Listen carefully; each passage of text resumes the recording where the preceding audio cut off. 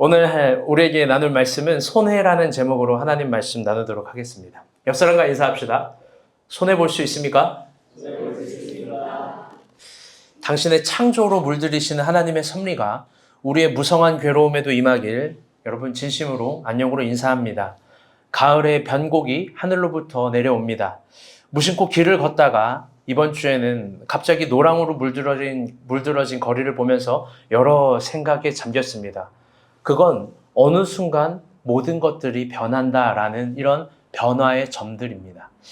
우리는 한결같다라는 말을 인생의 지향점으로 생각하기도 하지만 어쩌면 이 말은 인생을 이해할 때 성서적 관점에서 매우 부적절한 지양점일 수도 있습니다. 그 이유는 인생의 위대함과 고결함들은 언제나 적극적 변화와 확고한 죽음 가운데 태어나는 겁니다.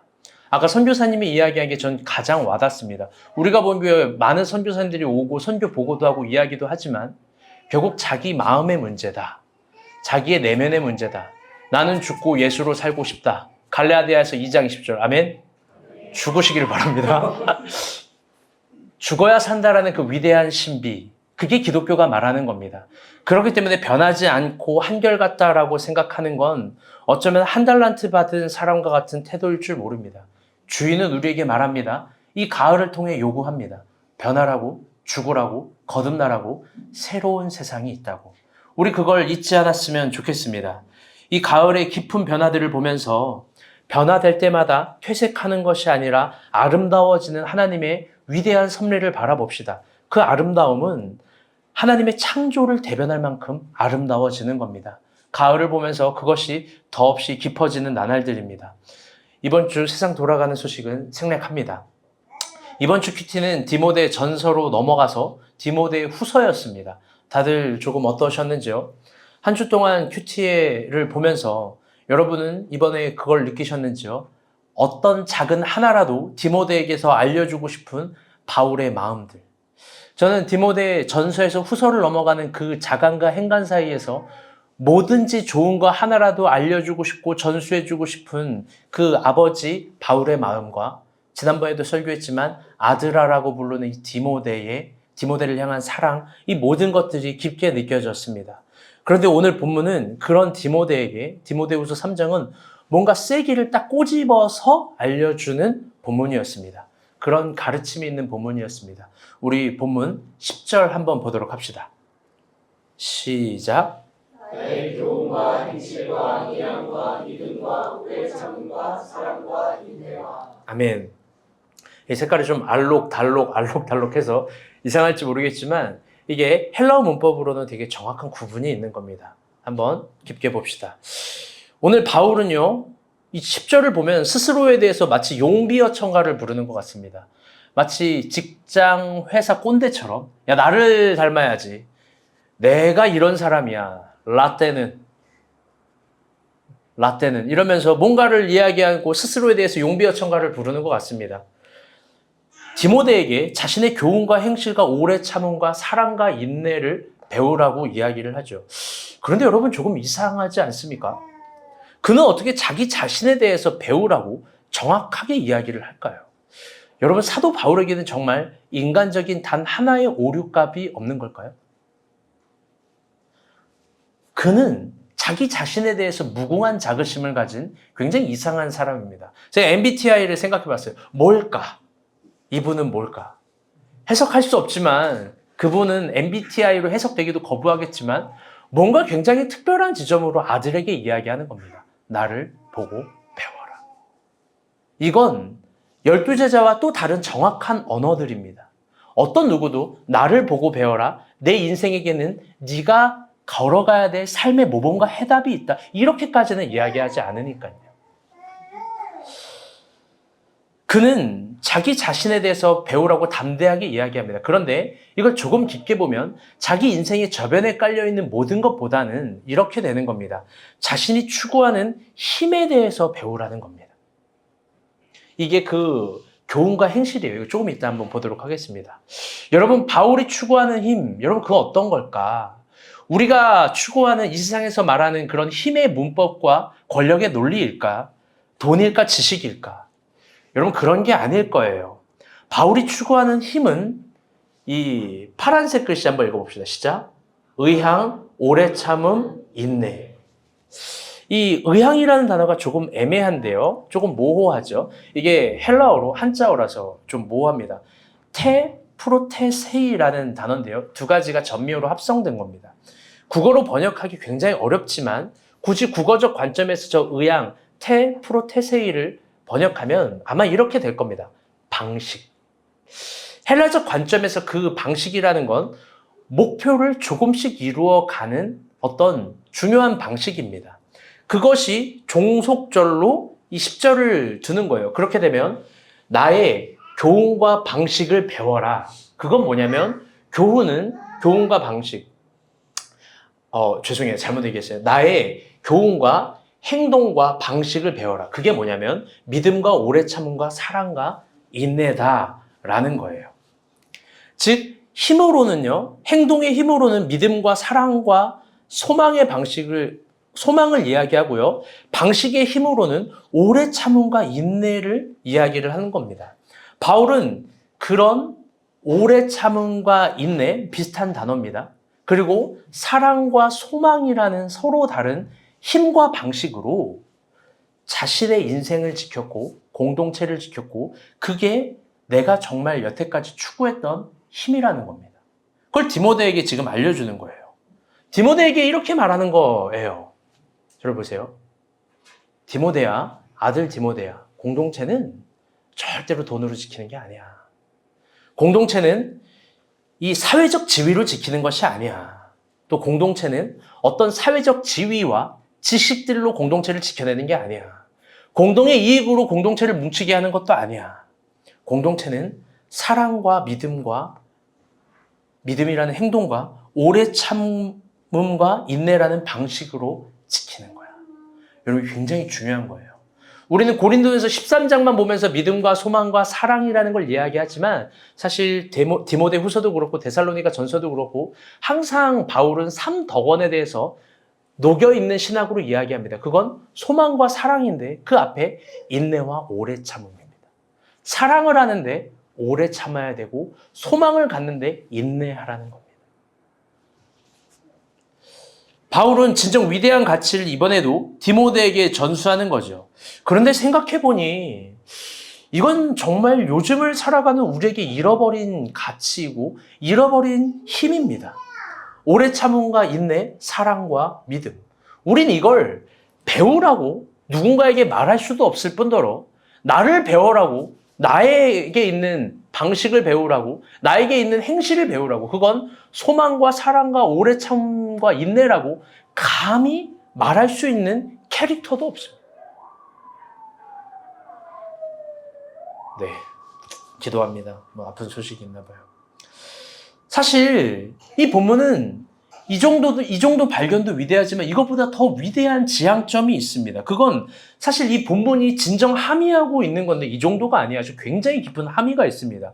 그걸 알기 위해서 오늘 본문이 10절이었는데요. 그 앞에 있는 7절과 9절을 같이 봐야 됩니다. 우리 같이 봅시다. 시작.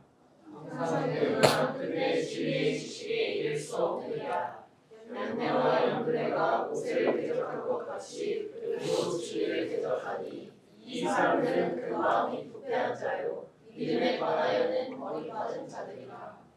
그러나 그들이 더 나아가지 못할 것은 저 두 사람이 될 것과 같이 그들의 어리석음이 드러날 것입니다. 아멘. 결론적으로 이 본문이 진정 함의하고 있는 위대한 가치, 디모데에게 정말 알려주고 싶은 가치는 저 7절이에요. 7절에 항상 배우나 진리의 지식에 이를 수 없다. 반대로 표현하면 이걸 역설적으로 반문법으로 이야기하면 진리의 지식에 이르는 과정이라는 건 있다라는 거예요. 그런데 그게 어떤 배움을 통하는 게 아니라는 거예요. 이게 중요한 점입니다. 성서를 배운다고 진리의 지식에 이르는 그 위대한 세계에 도달하는 게 아니라는 겁니다. 지금 뭔가를 꼬집고 있는 거예요. 디모데를 아프게 하는 거예요. 왜? 사도행전을 보면 디모데라는 사람은 성경이 능통하다고 합니다. 자기가 그래도 어느 정도 최고라고 생각하지 않았겠습니까? 내가 이 지역에서 성경으로는 짱이야. 내가 이 교회 짱이야. 그런데 바울이 딱 보니까 없는 거예요.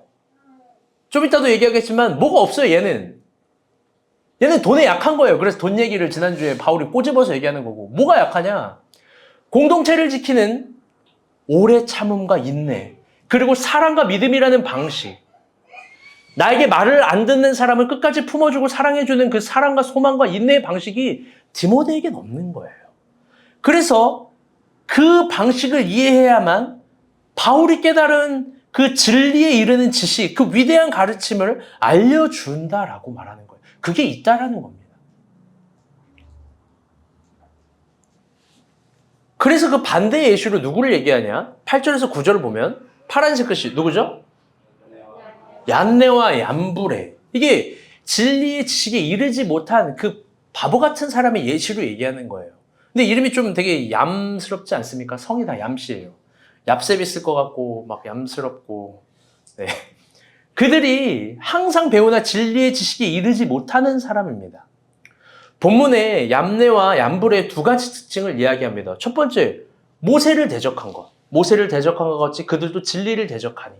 모세를 대적하고 진리를 대적한 게 첫 번째, 두 번째 특징이에요. 여러분들 그렇게, 근데 한번 우리 깊게 생각해 봅시다. 얌네와 얌브레는 도대체 마음에 뭐가 있길래 감히 모세를 대적하고 진리를 대적한 걸까? 도대체 마음에 뭐가 있으면 여러분 그 정도 대적감이 나오는 걸까? 지식도 있는 사람인데 사실 이 출애굽기 본문을 깊게 보면 결론적으로 말하면 다시 따라올게요. 불만, 불순종. 그들은 하나님께서 세우신 공동체와 질서. 하나님이 여러분 출애굽기를 깊게 보면 세운 건 하나예요. 공동체와 질서. 그거에 대한 어마어마한 불만과 불평과 불신이 가득한 거예요. 왜? 자기는 똑똑하니까. 자기는 알고 있으니까. 근데 사실요, 이게 하늘의 관점에서 정말 무서운 겁니다. 여러분, 땅의 관점도 있지만 하늘의 관점도 있습니다. 우리는 한 개인으로서요, 이 세상을 살아가면서 누구든지 반대할 수 있고 어떤 의사도 표명할 수 있습니다. 취향도 있고 성향도 있어요. 분명히 그런 게 있어요. 김치찌개 먹으러 가자. 싫어요. 난 피자가 좋아요. 이렇게 할 수 있는 거예요. 난 여기 앞에 있는 김치찌개 집이 진짜 맛있는데 아유 그거 진짜 별로예요. 막 이렇게 말할 수 있는 거예요. 사람은 성향도 있고 취향도 있죠. 그런데 그게 하나님 앞에서 통과되지 않는 경우의 수가 있습니다. 여러분 이게 중요한 거예요. 우리가 하나님 앞에 있는 모습 그대로 나아갈 수 있습니다. 아멘? 있는 모습 그대로 다 나아가길 바래요. 그런데 내 있는 모습을 그대로 하나님께 투영하려고 하나님과 거래하려 하지 마세요. 하나님은 따라오라고 이야기해요. 나를 사랑하시되 변화하라고 이야기하세요.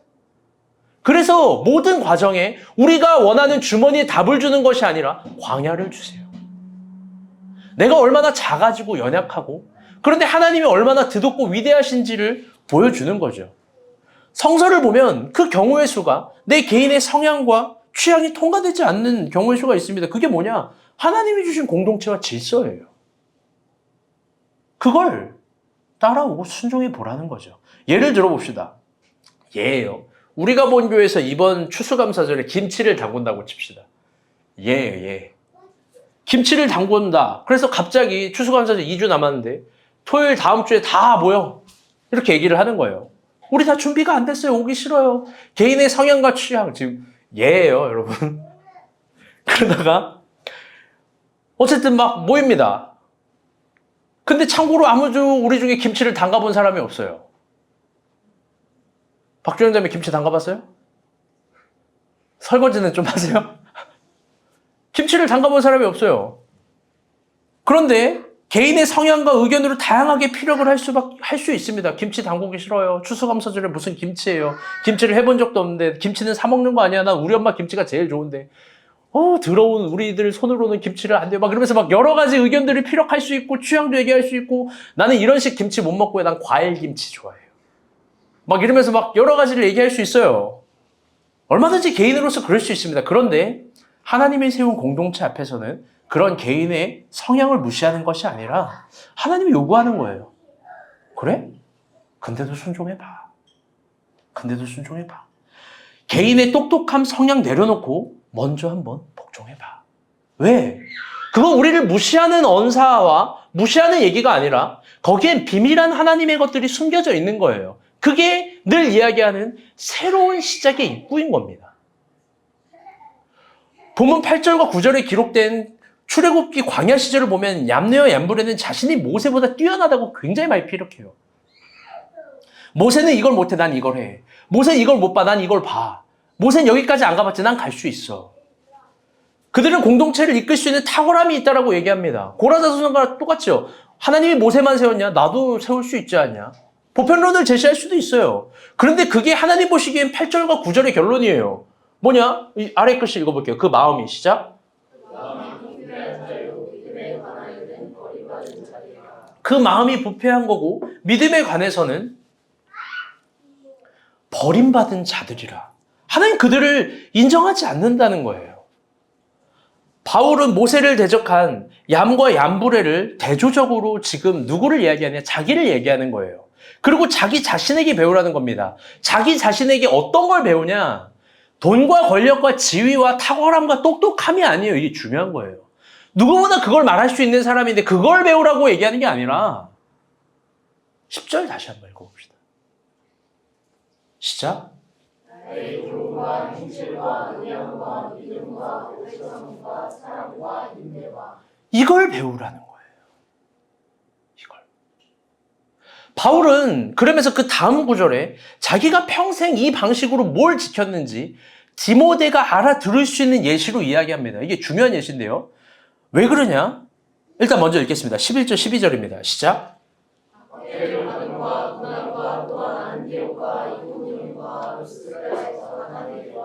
또한 박해를 받은 것을 내가 과연 보고 알았거니와 주께서 이 모든 것 가운데서 나를 건지셨느니라.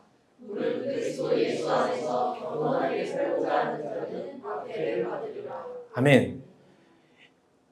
바울은 수많은 교회에서 박해를 받았어요. 그런데 일부러 안디옥과 이고니오와 르스드라에서 당한 일만 이야기합니다. 왜 그런지 알아요? 이게 지금 진짜 죄송해요. 시간이 없어서 다 성서를 얘기해 줄 수 없는데 깊게 보면 항상 그 옆에 이 안디옥, 이고니오, 루스드라에는 디모데가 같이 있었어요.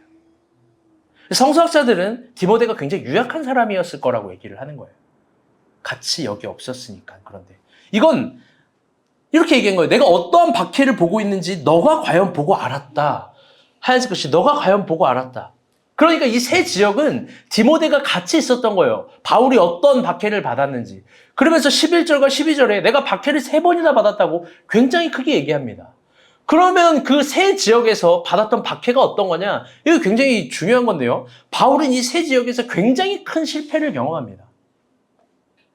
사도행전 말씀인데요. 세 절 한번 보도록 하겠습니다. 이 안디옥과 루스드라와 이고니에서 실패한 사역입니다. 시작.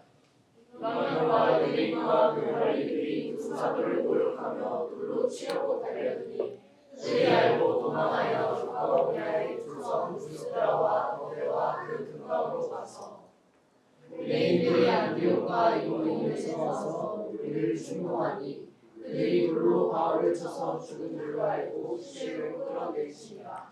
아멘. 이 지역에서 바울은 매우 심각한 실패를 경험하는 건데요.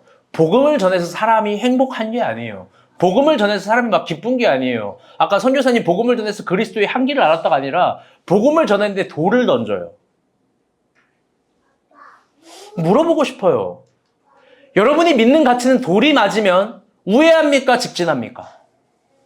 우리가 소중히 여기는 삶의 배움, 진리의 가르침은 돌을 던지면 여러분 무너집니까? 다시 일어납니까? 하나님은 어쩌면 그걸 시험하고 있고 그걸 훈련하고 있는 거예요.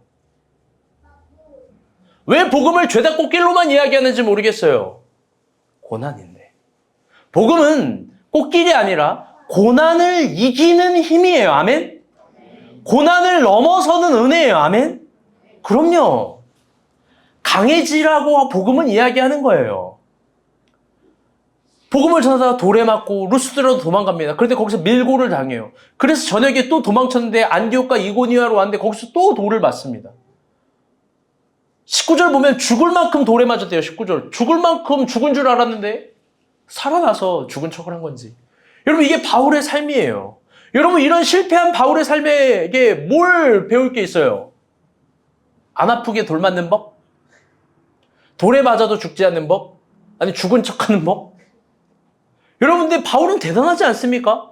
디모데에게 실패한 사람인데 자기가 믿는 가치가 무너지고 돌에 맞았는데 배우래요. 나를 보고 배우래요.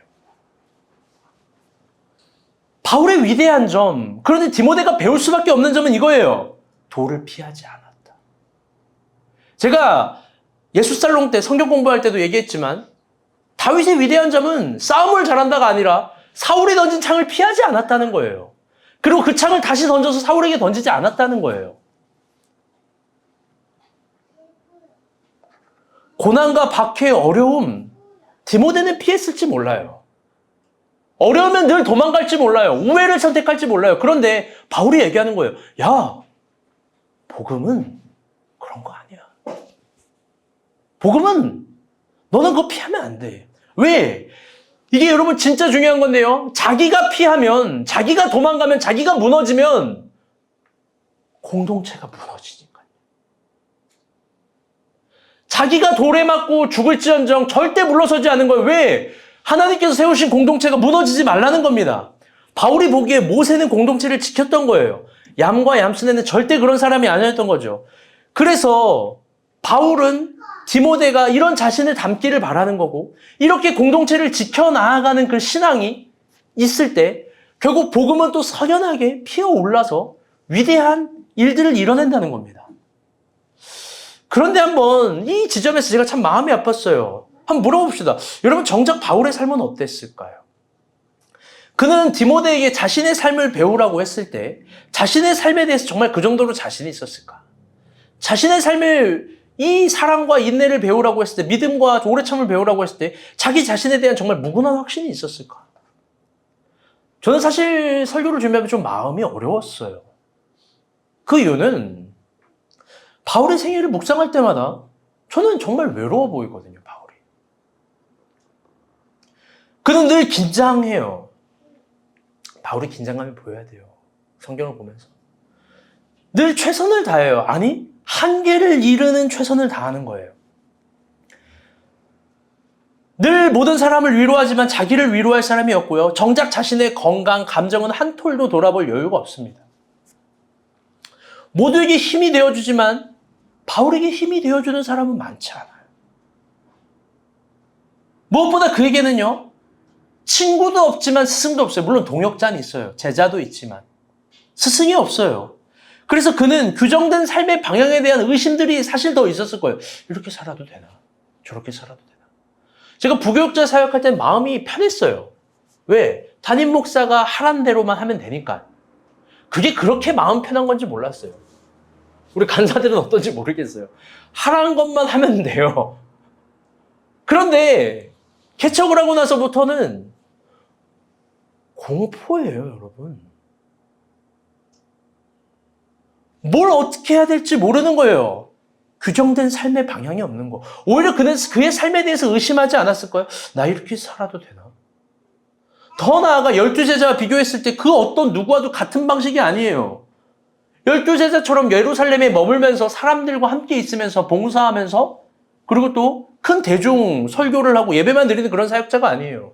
누구도 생각하지 못하는 방식으로 주 앞에 주어진 과제를 수행하고 진보적으로 나아갑니다. 그는 경계를 넘어 이방인을 만나고 한계를 넘어 이국으로 가고 징계를 넘어 로마 제국의 심장인 로마까지 갑니다. 그런데 참 중요한 건 그런 그의 진리 실현 끝에 어떤 지점에 이른 거예요. 그건 뭐냐? 방금 7절에서 이야기한 위대한 진리의 세계를 만났다는 거예요. 이거 하나로 다 정리가 됐다라는 거예요. 그게 뭐냐? 그게 결론적으로 뭐냐면, 다 같이 따라볼게요. 교회. 아마 바울의 교회론과 교회 사역과 개척을 하는 것과 선교 사역을 보면서 12제자들은 정말 의아했을 거예요.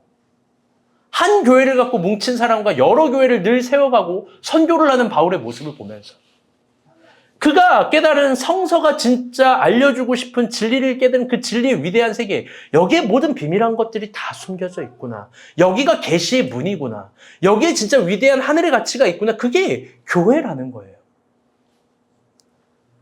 그 교회를 위해서 그렇게 모든 지역에서 교회를 세우기 위해서 바울은 스스로 노동을 하고 그걸 아무렇지도 않게 여깁니다. 그리고 또 노동을 하고 있는 성도들에게 다가가서 진실로 지켜야 될 가치가 뭔지를 알려줍니다. 그건 개인의 존재를 담고 있는 인생론이 아니라 인생의 존재를 담고 있는 교회론이에요. 번역한지 다시 들어볼게요. 교회를 지키는 신앙. 저 이게 중요하다고 생각해요. 교회를 지키는 신앙. 바울이 디모데에게 궁극적으로 알려주는 거예요. 신앙은 개인의 강화와 개인의 행복을 위해서만 필요한 게 아니야. 신앙은 교회를 지키기 위해서 필요한 거야. 저도 설교를 준비하면서 한번 생각해 보게 되었습니다. 여러분은 나를 통해서 뭘 배울까? 과연 여러분은 나를 보면서, 내 인생을 보면서 뭘 느낄까? 나도 과연 바울처럼 나를 닮으라고 말할 수 있을까? 또 지금의 나는 어떤 인생을 살고 있는 걸까? 설교를 준비하면서 막 여러 생각이 드는 거예요. 그리고 또 지금 이 시간을 보내고 있는 앞에 있는 김일환 목사라는 사람은 어떻게 평가가 될까? 설교를 준비하는데요. 막 이 언어학적으로 표현하면 막 표현할 수 없는 해찰구준 웃음들이 나왔어요. 이 드라마의 한 장면처럼 막 멍청하고 멍하게 막 웃었어요. 진짜 막 그런 웃음이 갑자기 났어요.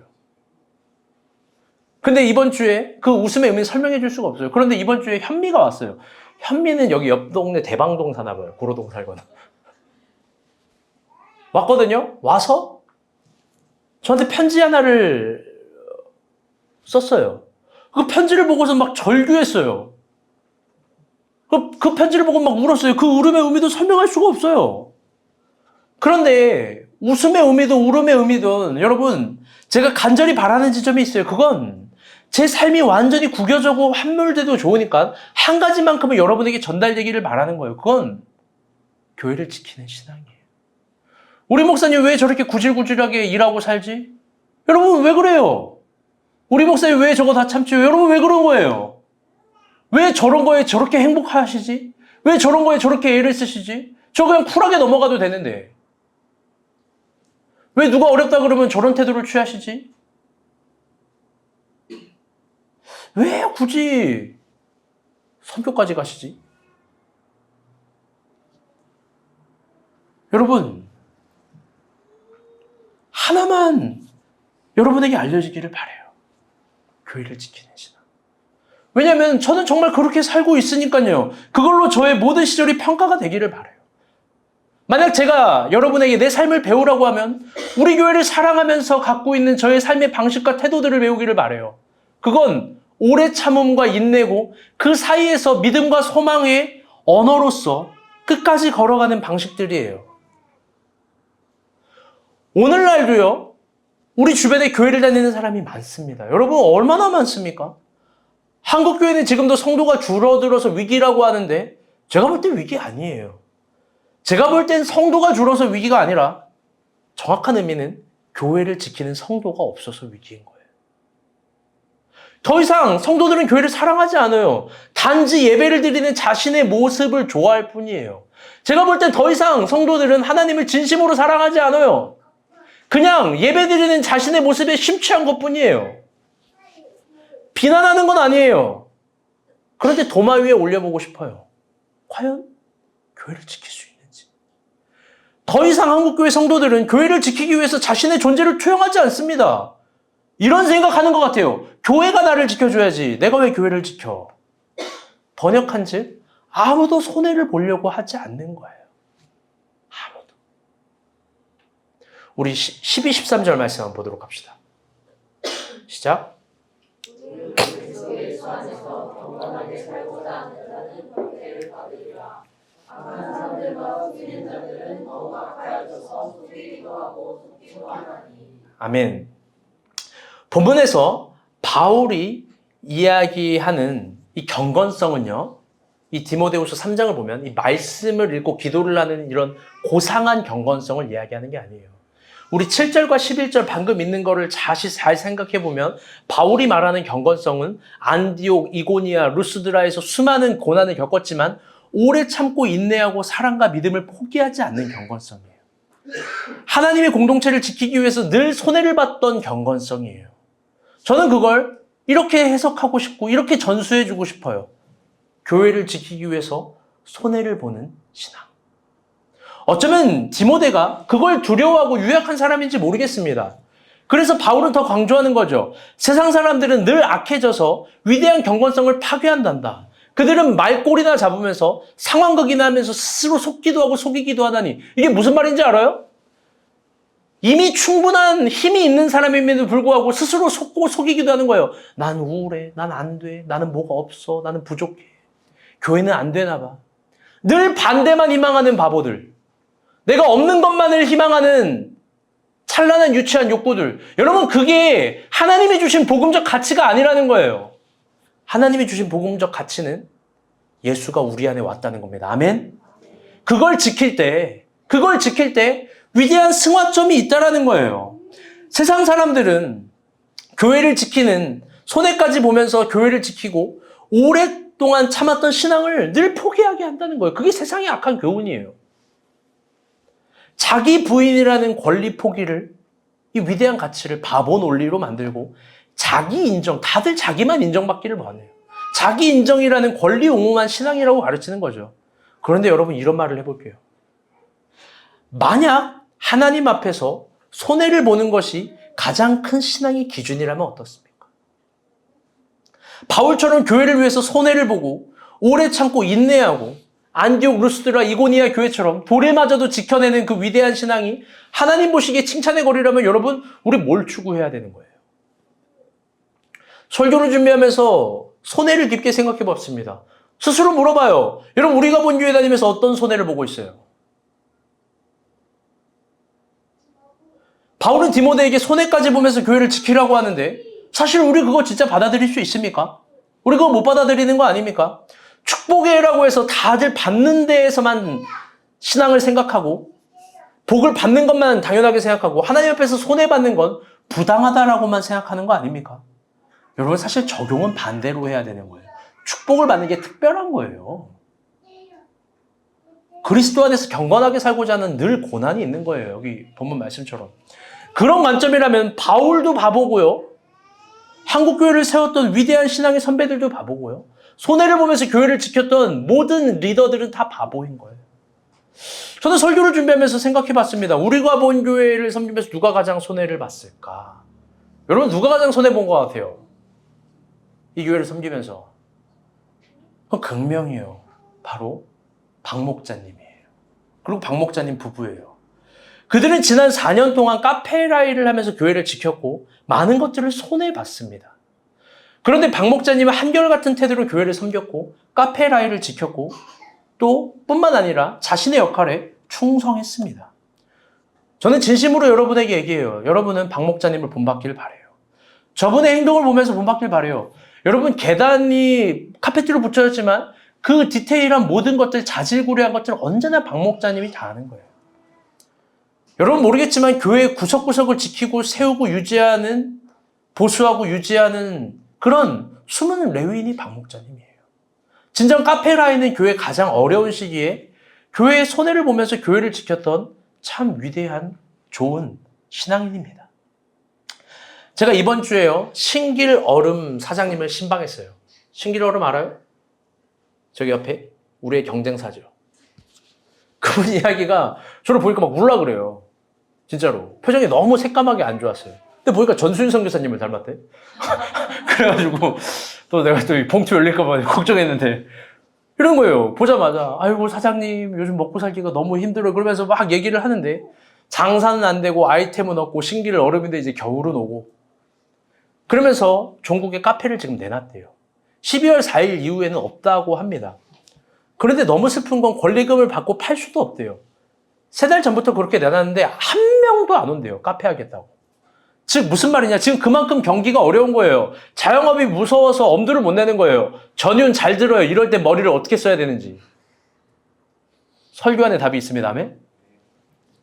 그래요. 그러면서 진짜 권리금도 못 받고 12월 4일에 그냥 다 또 2,500만 원 들어서 철거해야 된대요. 그런데 그분이 이런 말을 하더라고요. 근데 카페라인은 장사가 되나요? 어떻게 안 내놓고 안 나가고 있죠? 자기는 저희가 제일 먼저 나갈 줄 알았대요. 여기를 자기랑 자기 아내랑 와서 봤는데 여기는 경쟁사가 아니다. 그런데 자기가 먼저 나가고 있는 거예요. 정말 손님이 없어 보이는데 어떻게 버티고 있냐? 상당히 의미 있는 질문을 해보는 거예요. 그 사장님 보기에는 우리가 여기서 버티고 있는 게 도저히 해석할 수 없는 지평인 겁니다. 그러면서 제가 이번 주에 부동산을 봤는데 아주 놀라운 걸 깨달았어요. 잘 들어봐요. 신길 4동을 주변으로 카페가 19개가 있는데요. 다 내놨어요. 이 동네 신길 4동에 있는 대장 카페라는 투썸 플레이스 내놨어요. 그 다음 부대장인 부두목인 여기 신길 얼음. 매출이 괜찮아요. 그런데도 내놓은 거예요. 모두가 먹고 살기 어려운 거예요. 여러분 길거리에 있는 모든 카페들이 정말 다 내놓은 거예요. 이 동네에. 그러면서 그날 저녁 사장님의 질문을 깊게 상고해 봤습니다. 신길 4동에 모든 카페가 다 나왔는데 그 카페라인은 어떻게 버티고 있는 걸까? 나는 이걸 나간다는 개념이 없는 사람에게 나가는 걸 얘기하니까 너무 이상한 거예요. 그리고 이 동네에 자영업을 하는 모든 경제인들이 궁금한 걸 것 같아요. 경제관념으로는 도저히 해석할 수 없으니까요. 그런데 답은 간단해요. 누군가는 손해를 보면서 여기를 지키고 있는 거예요. 누군가는 손해를 보면서 이 교회와 카페를 지키고 있는 거예요. 누군가는 그 손해를 어리석음이라고 판단할 수 있겠습니다. 왜 그렇게까지 희생하면서 여기를 지키고 버티냐라고 말할 수 있겠어요. 그런데 그게 하나님 보시기에 지켰구나, 돌을 맞았구나, 무너지지 않았구나, 일어났구나 라고 한다면, 그래서 디모데에게 말해줄 수 있는 또 다른 세계가 있는 지평을 열어줄 수 있는 거라면, 그게 하나님 보시기에 손해와 오래 참음과 인내와 믿음과 소망의 방식이 아름다운 신앙이라면 여러분 그건 위대한 유산의 결과물인 거예요. 사랑하는 여러분, 오늘 설교는 참 중요하다고 했습니다. 한번 물어봅시다. 여러분은 우리가 본 교회를 어떻게 지킬 거예요? 출석으로? 그건 잘 들어봐요. 이하민도 하는 거예요. 다들 출석한 성도 대단해요 하는데 그건 저기 로건이가 아니죠. 저 친구 조나단도 하는 거예요. 그걸 제일 잘하는 애는 채아도 잘하고요. 일단 교회 와서 자잖아. 교회 와서 밥도 먹고. 그거 다 하는 거예요. 근데 여러분은 교회를 어떻게 지켜요? 또 교회를 지키고 있는 여러분의 언어는 어떤 거예요? 여러분의 언어에는 믿음과 소망과 사랑이 있습니까? 여러분이 추구하는 힘에는 오래 참음과 인내가 있습니까? 여러분의 삶에는 교회를 향한 당연한 손해가 있습니까? 늘 바보같이 축복만 당연하다고 생각하고 손해는 부당하다고 생각하는 거 아닙니까?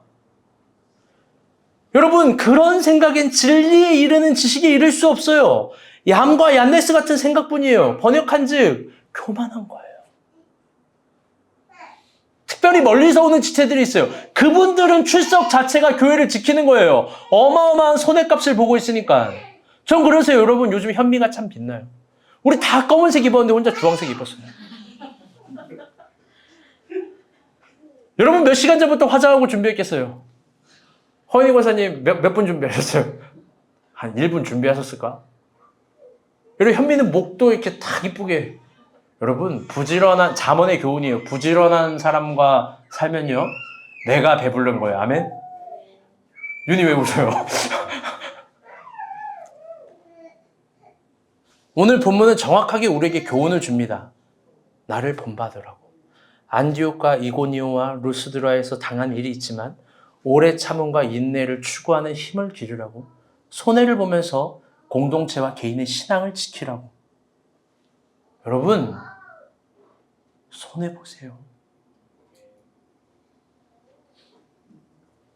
여러분의 신앙과 신앙의 표현력과 신앙의 의무를 다하기 위해서 손해보세요. 하나님 내가 거지되면 어떡하죠? 하나님 내가 이렇게 해서 친구들과 관계도 끊기면 어떡하죠? 하나님 내가 이것저것 못하면 어떡하죠? 여러분 하나님을 뭘로 보는 거예요? 손해를 보세요. 그게 바울이 디모데에게 진짜 전수해주고 싶은 신앙이에요. 그게 제 딸 미소에게 제가 매를 대서라도 알려주고 싶은 신앙이에요. 교회를 지키려면 이걸 다 팔아야지. 교회는 그런 가치가 있지. 어떻게 하면 교회를 위해서 더 손해를 볼 수 있을까? 저는 오늘 본문을 보면서 하나님이 저에게 도전하는 거예요. 넌 또 그걸 고민해야 돼. 넌 또 그걸 고민해야 돼. 그걸 저에게 감히 배웠으면 좋겠고 우리 서로에게 배웠으면 좋겠습니다. 아멘. 참 인상 깊은 한 얘기를 하고 설교 결론을 맺겠습니다. 오늘 이제 필리핀을 가요.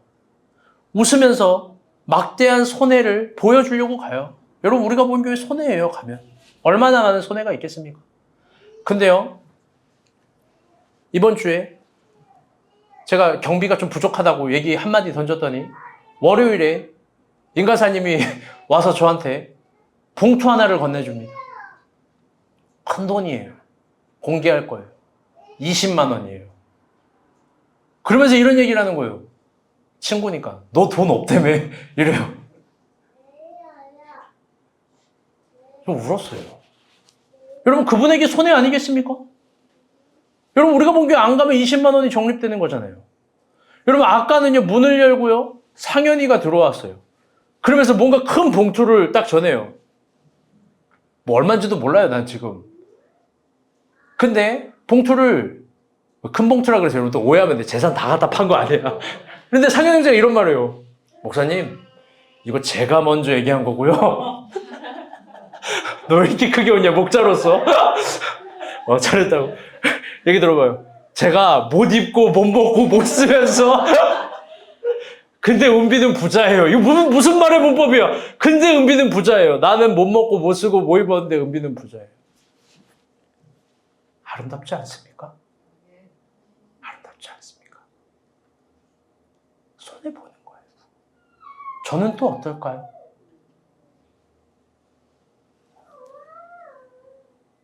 서로 그래요.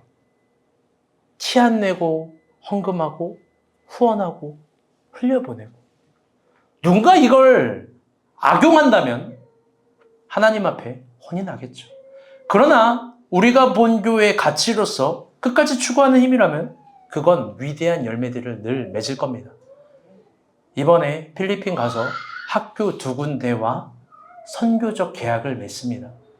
여러분 잘 되길 기도해 주셨으면 좋겠습니다. 아멘. 말씀의 결론을 맺겠습니다. 결론이 제일 중요해요. 잘 들으세요. 오늘 설교 제목은 손해입니다. 박 목사님 진짜 아름다운 사람이에요. 저 갔는데 생각해보니까 저분은 왜 손해를 보았을까? 근데 생각해보니까 제가 정확하게 알려드릴게요. 카페 라이를 하면서 손해를 본 게 아니라 교회를 지키기 위해서 많은 손해를 본 거예요. 제가 정확히 알려드려요. 그런 거예요. 그런데 이번 주를 시작해서 12월 말일까지만 카페 라이를 영업하고 이 교회를 지키는 자리를, 이 무거운 자리를 내려놓습니다. 그렇다고 교회 떠나는 거 아니니까 염려 안 하셔도 됩니다.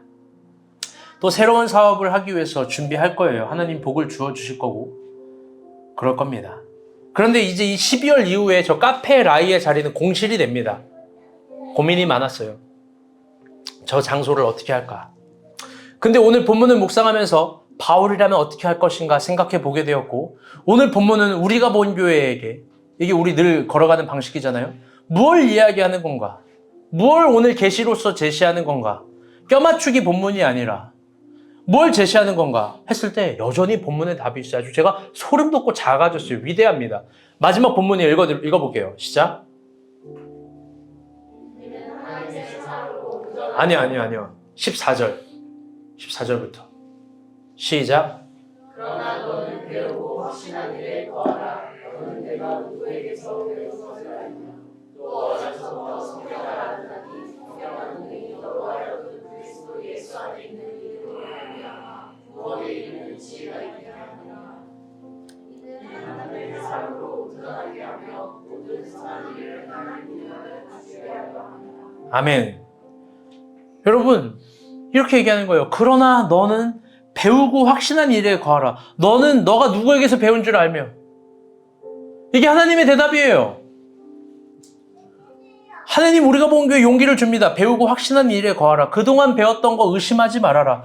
그리고 성경이 지향하는 그 지점, 진리를 시험하면서 그 지식에 이르라고 합니다. 그게 바울이 디모데에게 그토록 알려주고 싶은 신앙, 교회를 지키는 신앙이니까요. 거기에 바울이 아까 7절에서 이야기한 진리에 이르는 지식이 있을 거예요. 그게 저 공실에 대한 하나님의 대답입니다. 저는 깊게 생각했어요. 저 카페라의 장소는 어떤 장소일까? 저것은 우리가 본 교회 역사의 태동점입니다. 그렇게 가장 많은 기도를 받은 자리고, 가장 많이 사랑을 받은 자리고, 또 가장 많은 재정과 물질과 에너지가 심겨진 자리입니다. 고작 저거냐고요? 아니요, 저게 갈아 넣은 거예요. 갈아 넣은 거. 아까 선교사님 말 실수하신 거예요. 예배당도 없는 교회지만, 건물이 없는 교회지만, 그게 아니에요. 우리 인생을 갈아 넣은 거예요, 저거. 한 4-5명일 때. 농담이에요. 설교사님. 우리 인생을 다 갈아 넣은 자, 여기 우리가 공사를 안 한 게 어디 있어요? 여기서 우리가 안 칠한 게 어디 있고, 안 세운 게 어디 있고, 안 뜯어 고친 게 어디 있어요?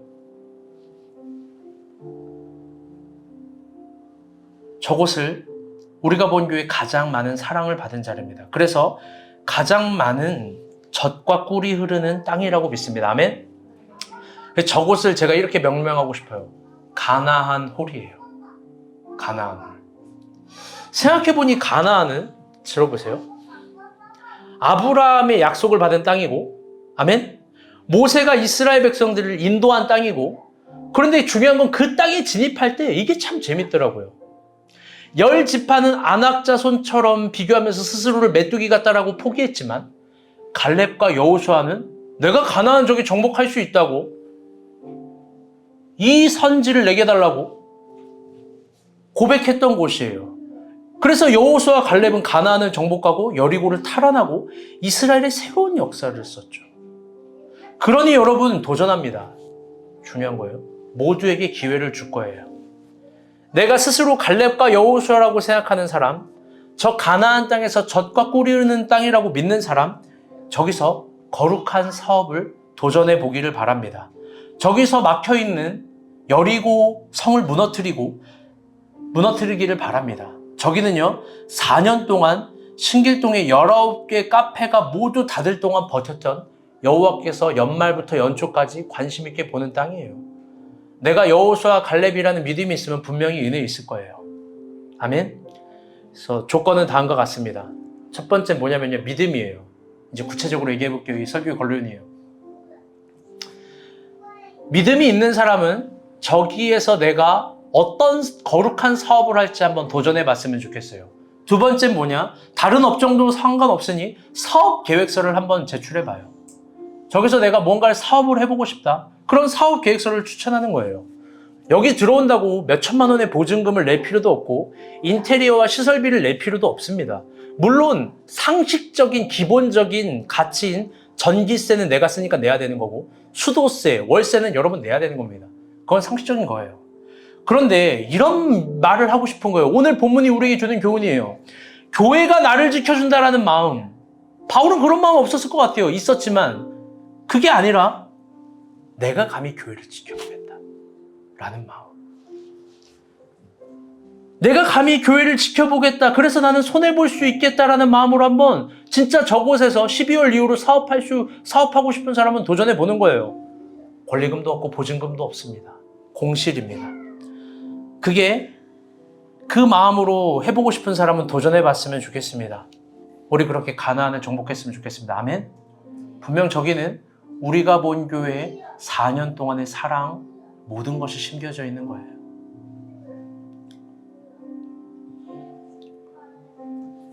성선생님 아까 방금 말실수된 거 농담이에요. 너무 크게 생각 안 하셔도 됩니다. 여러분 사랑하고 축복합니다. 우리 합심으로 기도하고 저는 이제 필리핀으로 가도록 하겠습니다. 기도할게요.